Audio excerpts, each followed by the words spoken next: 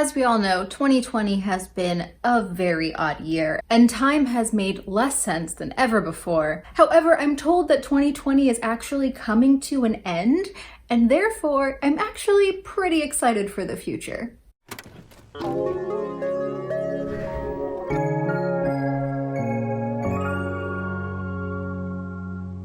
Hiya folks, it's Jocelyn. Welcome back to my channel. 2021 has so many amazing book releases coming out, but one of the things that I love to do at the end of the year is share some of my most anticipated releases. As with years past, this isn't going to be every single book I'm looking forward to. That would take far too much time.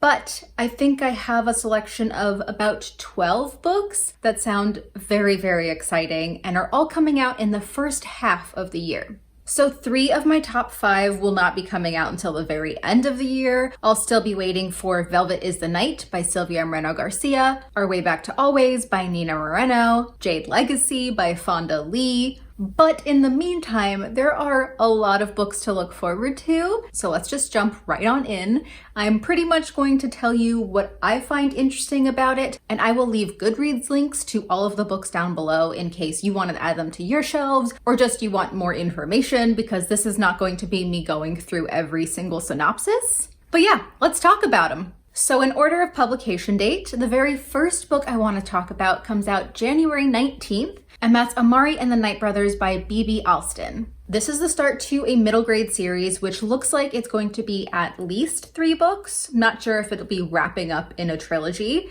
but this has one of my favorite tropes that I am constantly talking about needing more recommendations for it, and that is the magical tournament. When Amari's older brother Quentin goes missing, she finds a nomination for a summer tryout at the secretive Bureau of Supernatural Affairs. So she must go into the supernatural world that she didn't know existed and pass these tryouts, all in order to save her brother.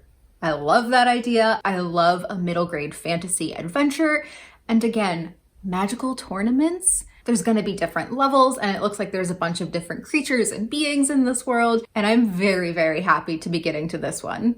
Then on January 26th, we have Wings of Ebony by J.L. This is a debut YA fantasy about a half-god, half-human girl named Rue. A year after her mother's death, Rue leaves the godly realm to return to Houston and to her younger sister. This is apparently all about a young girl coming into her powers. Once again, we have a real great sibling dynamic, which is always something I'm craving. And there's gods in this world. It looks like this author is also from Houston, and I'm always excited to read more urban fantasies that aren't taking place in either London or New York. And from all of the early reviews coming in, it looks like Rue is not only strong, but also a really brave young protagonist, and I have the feeling that she has the potential to be one of my absolute favorites. Then on February 2nd, I have The Year I Flew Away by Marie Arnold. This is another middle grade debut following a young girl in 1985 who leaves Haiti for Brooklyn to live with her extended family, which is something the author herself also did. However, Gabrielle is finding it a little difficult to fit in and to sort of Americanize herself, and so Witch offers to help her speak perfect English. I really love that the idea of this seems to be a magical take on assimilation. It looks like Gabrielle is going to have to deal with this and try to reverse this spell. And even though I just said that I love reading urban fantasies not set in New York, I can't help but feel a fondness for Brooklyn. It's where I am, and books that are set in here always feel a little homier, you know? Plus, any SFF written by a Latinx author immediately goes on my TBR. This one looks and sounds stunning. Then on March 2nd, I think the only follow-up I have to a series, and that is A Desolation Called Peace by Arkady Martine. This is the follow-up to A Memory Called Empire, which I read earlier this year. I have a full spoiler-free review already on my channel where I talk about all of the things I love for this, and this apparently takes place pretty much directly after the events of the first one, so I'm not going to get too much into it, but we are still following Mahit Zamir and 3 Seagrass, who are this wonderful female ship that I really love. They're just space nerds is like the easiest way to put it. And Martine's writing in the first book and the way she talked about culture really spoke to me on a personal level, so I have high expectations for book 2. Also on March 2nd is Firekeeper's Daughter by Angeline Booley. This is a debut YA thriller, which I haven't read too much of, but this one sounds fantastic. And we follow a young Ojibwe girl named Donis, who witnesses a murder. She then decides to secretly investigate it on her own, using her knowledge of chemistry and tribal medicine. The last sort of thought in this synopsis is, how far will she go to protect her community? And I don't know, but I'm excited to learn. Then on March 23rd, I have a horror, and this is called The Lost Village by Camilla Sten. Since it's a horror book, I don't want to know too much about this, but we follow a documentary filmmaker who is obsessed with the vanished residents of an old town. And the sort of shorthand marketing for this is Blair Witch Project meets Midsommar, which makes me think that not only is this going to be like documentary and found footage within the text, but also some sort of folk horror elements. And I am super into that idea. I don't want to know more about a horror book for sure, but I do want this book immediately. Then on April 6th, we have The Infinity Courts by Akemi Dawn Bowman. And Akemi Dawn Bowman has written several hard-hitting YA contemporaries, and this is her first SFF novel. We follow 18-year-old Naomi, whose body dies, but whose consciousness goes to this place called Infinity in the afterlife. There, a false queen named Ophelia is moving closer to eradicating human existence entirely. Yet another trope I absolutely love, which is why this one made this list, and also because I have read Akemi Dawn Bowman in the past and have really enjoyed her work. All I had to do though was see this cover and hear that it takes place in a sort of underworld, and I'm there. Then on May 5th, we have The Ones We're Meant to Find by Joan He. Hi, Editing Jocelyn here, just to say that I did not look up the pronunciation for the author's name before I filmed this, and for that I apologize. After watching the video, I believe her name is actually pronounced Joan He, and so I just wanted to come on here quickly and rectify that. So let's carry on with the video. And once again, cover. Beautiful. Yet another YA sci-fi. This one has sisters at the center, which means obviously I really want to read it. I feel like halfway through this video, I'm now realizing how many things all of these books have in common, and just looking at the bigger picture, I have a type. Anyway, I love the beginning synopsis of this one, so I'm just going to read it to you. I don't think I could paraphrase it even half as well as they phrase it. C awoke on an abandoned island 3 years ago. With no idea of how she was marooned, she only has a rickety house, an old android, and a single memory. She has a sister, and C needs to find her. I just love that idea. I feel like I've talked a lot more recently on my channel about how much I just love sibling stories because I've finally been getting more and more of them, especially in SFF, which is where I prefer to stay. But my goodness, the amount of 2021 releases that just have siblings and especially sisters, I could kiss them. I love it so much.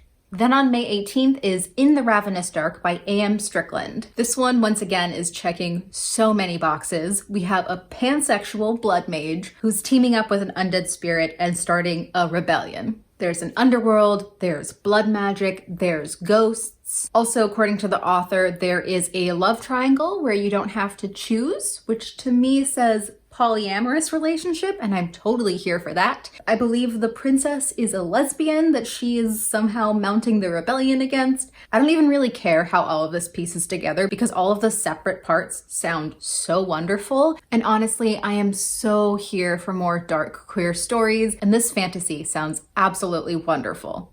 And then on the 8th of June, we have perhaps my most anticipated book of the year, and that's The Jasmine Throne by Tasha Suri. Can we take a moment to appreciate how beautiful it is and how blessed we are to be getting another Tasha Suri book? If this is your first video you've ever seen from me, you might not be aware that Tasha Suri is one of my absolute favorite authors. She's written 2 books so far, which are her Books of Amba series, including Empire of Sand and Realm of Ash. I have a spoiler-free review of Empire of Sand on this channel, and it's one of my all-time favorite books. I think about it and weep. It's just so beautiful. Anyway, this is the start of a trilogy that I've been looking forward to as soon as it was announced. This is going to have a female-female relationship.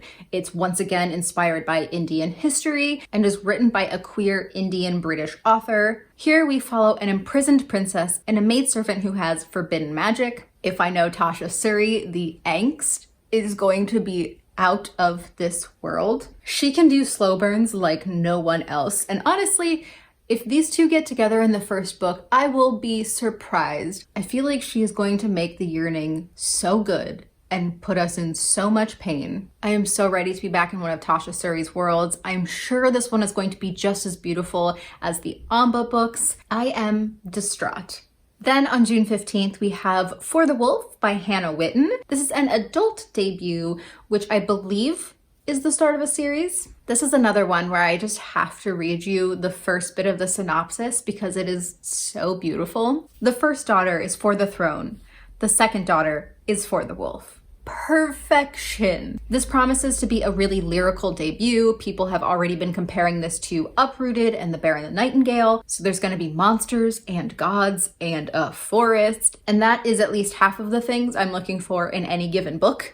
I think it might also have some retelling aspects just from the cover. It's giving me very Red Riding Hood vibes. But even if it's not, the first daughter is for the throne. The second daughter is for the wolves. I don't have better words. That is just chef's kiss perfection. And the last one on this list also comes out on June 15th. And that is Blood Like Magic by Lizelle Sambury. This is a debut YA urban fantasy, which is written by a Canadian author and also takes place, I believe, in Toronto. Lizelle I met at BookNet Fest. She is an author tuber and just a wonderful human. I remember her talking about this book when we got to meet up at BookNet Fest, and I have been so looking forward to this for years at this point. But it looks like in order to come into her powers, our young witch Voya must kill her first love. Problem is, she's never been in love. So first she has to find someone to fall in love with, all to save her family's magic. This book sounds like it's going to have quite a lot of hijinks, and it just sounds like a really fun and fresh take on an urban fantasy. And I love that it's giving me sort of Brooklyn Bruja series vibes. It looks and sounds great, and I am so excited to finally get to read Lizelle's book. Alright, so that is it for this video. I hope you found a new book or two to add onto your TBR, maybe even to pre-order. I would love to hear what some of your most anticipated books of the year are, especially if they're ones that I didn't talk about. Again, the list is preposterously long. It would have been way too much time to go through every single book I'm looking at, but I hope if you're into dark fantasy or horror or a book with siblings or sapphic relationships, that maybe this list is helpful for you. But otherwise, that is going to be it for me today. So thank you all so much for watching, and I'll be back with another video shortly. Bye!